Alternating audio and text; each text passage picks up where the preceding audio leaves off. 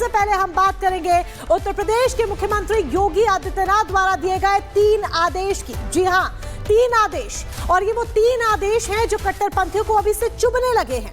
वो 3 आदेश क्या है, आइए एक एक कर हम आपको बताते हैं। सबसे पहला योगी का आदेश है लाउडस्पीकर्स को लेकर।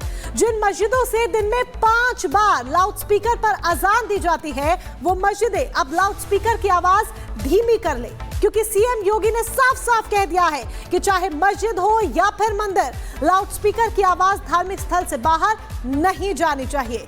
दूसरा बड़ा आदेश जो सीएम योगी आदित्यनाथ ने दिया है, बांग्लादेशी घुसपैठियों को लेकर, रोहिंग्याओं को लेकर चुन चुनकर उन्हें यूपी से बाहर निकाला जाए। सीएम योगी ने अधिकारियों को निर्देश दिया है कि घुसपैठियों की पहचान की जाए और उन्हें प्रदेश से बाहर निकाला जाए। तीसरा बड़ा आदेश जो सीएम योगी ने दिया, यूपी में हिंसा और अराजकता फैलाने वालों को लेकर है। योगी ने साफ कर दिया है कि यूपी में सांप्रदायिक हिंसा नहीं चलेगी। जो लोग हिंदुओं के त्योहारों पर पत्थर चलाएंगे, बवाल करेंगे, सांप्रदायिक सौहार्द बिगाड़ने का काम करेंगे, वो सीधे जेल जाएंगे।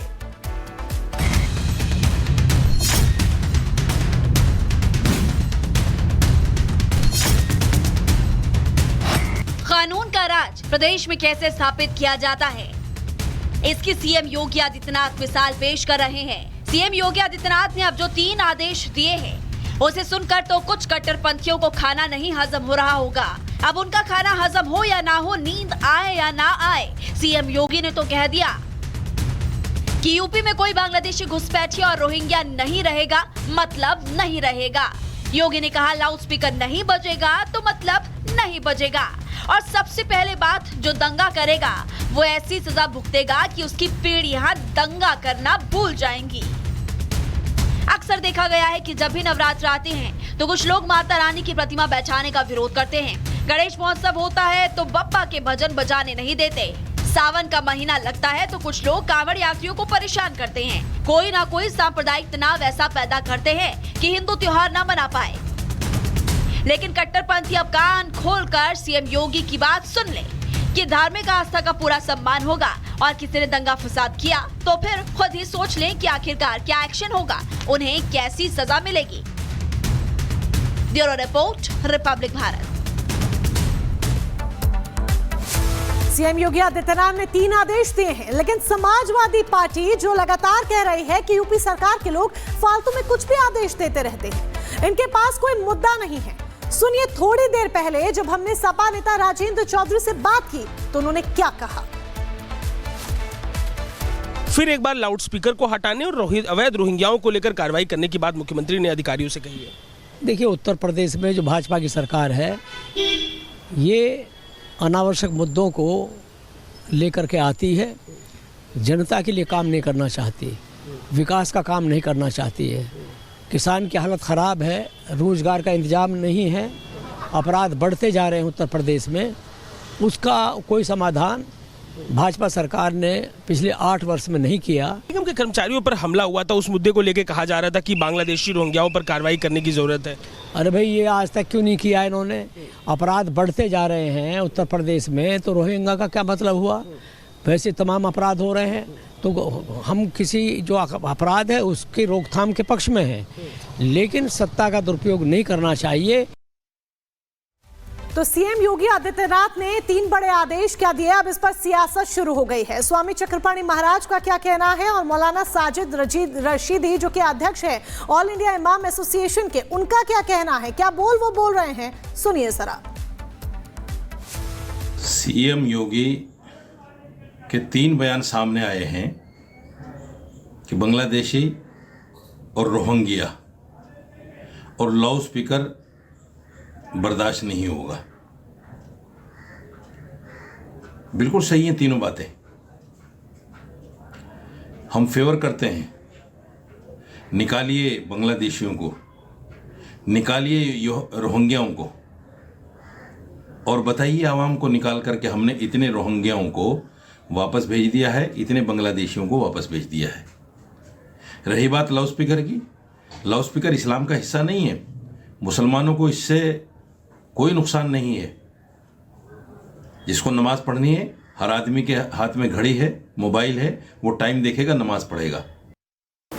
माननीय योगी आदित्यनाथ जी का यह बयान बहुत ही सराहनीय है, जिसमें उन्होंने स्पष्ट रूप से यह आदेशित निर्देशित कर दिया है कि रोहिंग्या या बांग्लादेशी घुसपैठी किसी भी प्रकार की अराजकता करते हैं तो उनको बख्शा नहीं जाएगा। निश्चित रूप से जिस प्रकार से अपराध हो रहा है और अपराध को अंजाम देने वाले घुसपैठिए हैं, लाउड स्पीकर पर भी जो उन्होंने बोला, निश्चित रूप से अखिल भारत हिंदू महासभा, संत महासभा और देश के तमाम राष्ट्रभक्त इस बयान का समर्थन कर रहे हैं और करें, हम सब कर रहेंगे और साथ देंगे। और माननीय योगी आदित्यनाथ जी का यह बयान बहुत ही सराहनीय है। विपक्ष को इससे सबक लेनी चाहिए, सीख लेना चाहिए। तो विपक्ष का काम है सियासत करना और सियासत अब इस मुद्दे पर जमकर हो रही है। बहरहाल आगे बढ़ते हैं और बात करते हैं औरंगजेब की कब्र की, जिसको लेकर मांग हो रही है कि इस पर बुलडोजर चलाया जाए। तो क्या अब औरंगजेब की कब्र पर चलेगा बुलडोजर?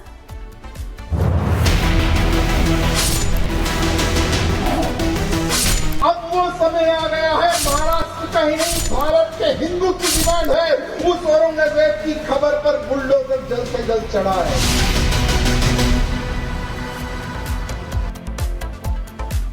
और अब बात करते हैं औरंगजेब की कब्र की, जो महाराष्ट्र के संभाजी नगर में बनी हुई है। सालों से बनी है, अभी हाल फिलहाल की नहीं है। लेकिन अब औरंगजेब की कब्र का विरोध हो रहा है। मांग उठाई जा रही है कि जिसने छत्रपति शिवाजी महाराज के छावा यानी कि शेर जैसे बेटे संभाजी महाराज की हत्या की, उस औरंगजेब की कब्र आखिर क्यों है? हुंकार भरी जा रही है कि बुलडोजर चला दो और तोड़ डालो उस कब्र को।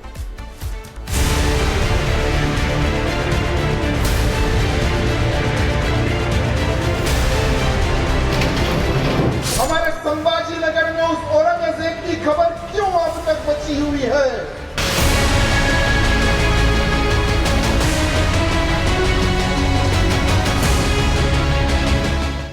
शिवाजी महाराज के कट्टर दुश्मन रहे और शिवाजी महाराज के शेर जैसे बेटे संभाजी महाराज के हत्यारे औरंगजेब की कब्र पर अब बुलडोजर चलने वाला है।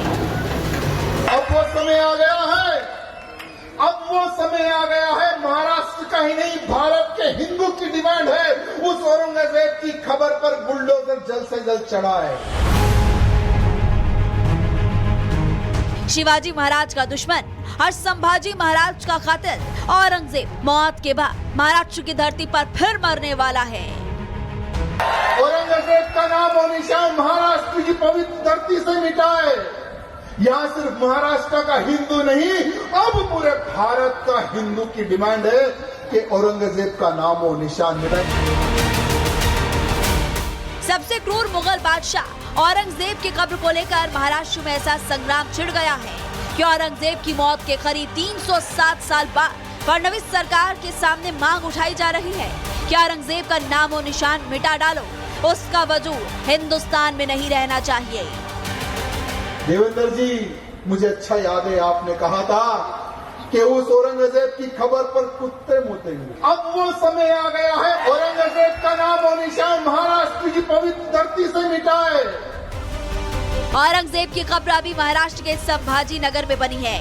आपको बता दें कि जिस औरंगजेब ने हिंदुस्तानियों पर जुल्म किया, हिंदुओं पर अनेक तरह के अत्याचार किए, उस औरंगजेब की कब्र पर अब भी कुछ लोग मत्था टेकने और फूल चढ़ाने जाते हैं। और तो और जहां उसकी कब्र है, उस शहर का नाम तक औरंगाबाद था, लेकिन बाद में औरंगाबाद का नाम तो बदल दिया गया, लेकिन अभी तक औरंगजेब की कब्र जस की तस बनी हुई है, जिस पर अब विवाद हो रहा है। देवा भाव से मांग उठाई जा रही है कि एक्शन लो और तोड़ डालो उस कब्र को जिसने शिवाजी महाराज के शेर जैसे बेटे की